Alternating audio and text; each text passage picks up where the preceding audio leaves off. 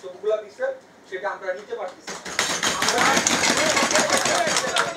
আরেকটি বিষয় ছাত্র ছোট ভাইরে বলি যে ভাইয়া আমরা সব দীর্ঘদিন ধরে কিন্তু এখানে যারা সরকারি কর্মকর্তা আছে তাদের সাথে মানে কাজের পারপাসে করতে করতে আমরা অনেক কিছু দেখি, আমরাই সব কথা বলি।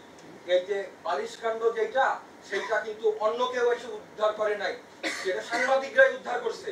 আর এই শিক্ষার্থীরা আহত বা নিহত এইটা টিভিতে যতটুকু কম দেখাইছে কিন্তু কোন পত্রিকা কম লিখছে এটা কেউ বলতে পারবে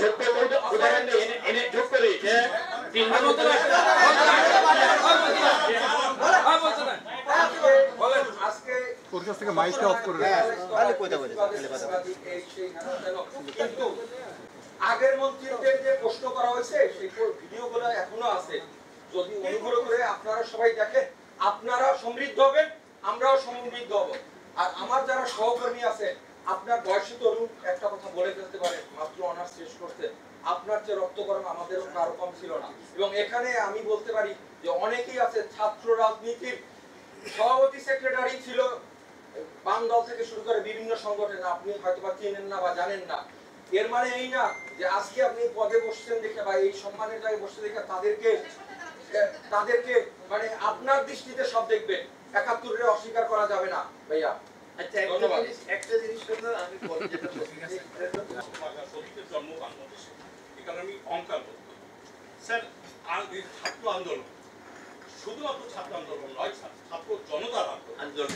জনতা আন্দোলনে স্যার আমি ছিলাম, ছাত্র আন্দোলনের মধ্যে আমার সন্তান ছিল, আমরা আমাদের কোলের সন্তানকে মাঠে নামিয়ে দিয়েছি স্যার।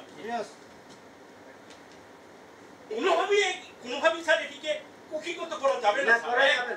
আর শুধুমাত্র কভার করার জন্য তো স্যার দেয়নি। আমি সচিবালয় বিটের রিপোর্টার, আমার দায়িত্ব স্যার সচিবালয়ের এই ৪ দেওয়ালের মধ্যে, সচিবালয়ের বাইরে যদি একজন মন্ত্রী মনে করে থাকে, অফিসের মধ্যে আমার দায়িত্বের মধ্যে পড়ে না, একটু সচিবালয়ের বাইরে হয়েছে। কিন্তু স্যার গত জুলাই এবং আগস্ট মাসের ৫ তারিখ পর্যন্ত যতগুলো আন্দোলন হয়েছে আমরা সবাই কিন্তু সেই আন্দোলনে শরীক হয়েছি, সমর্থন জুগিয়েছি স্যার, সমর্থন জুগিয়েছি। আর ছাত্র প্রতিনিধি আমাদের সন্তানরাও জগন্নাথ বিশ্ববিদ্যালয় পড়ে, ঢাকা বিশ্ববিদ্যালয় পড়ে, দেশের বাইরে পড়ে। আমরা এই সচিবালয় সবচেয়ে জুনিয়র যে কর্মকর্তার সঙ্গে বিল করি উনি জেলা প্রশাসক। যদি আপনারা কোনো কেউ কষ্ট পেয়ে থাকেন আমি সরি। এখন কথা হচ্ছে আমি যেটা বলতে চাইছিলাম যে আমাদের ৮০ বছরে ৪টা বড় বড় বিপ্লব হয়েছে, আমি ওই কথাটা বলতে চাইছিলাম। এবং এই ৪টা বড় বড় বিপ্লব পরিবর্তনের জন্য হয়েছে, পরিবর্তনটা হয় না।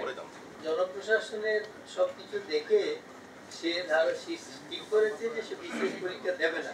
তার মানে এটা আমরা যারা এখানে অন্য যারা সরকারি চাকরি করতাম আমাদের সবাইকেই সে হার্ট করে নাই, রিজন করেছে, বলেছে যে আমরা ভালো কাজ করি নাই, আমি রিয়েক্ট করি নাই।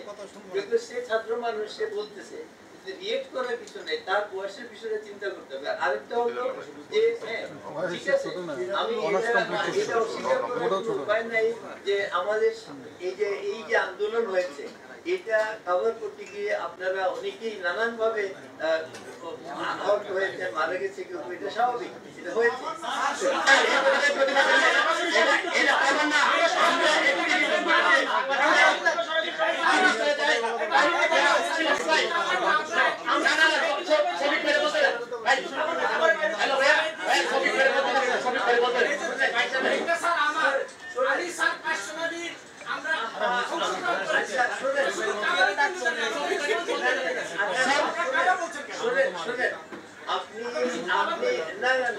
আমার প্রশ্নটা হলো আপনি যে গিয়েছেন, আপনি সাংবাদিক হিসেবে গেছিলেন, আমার কথা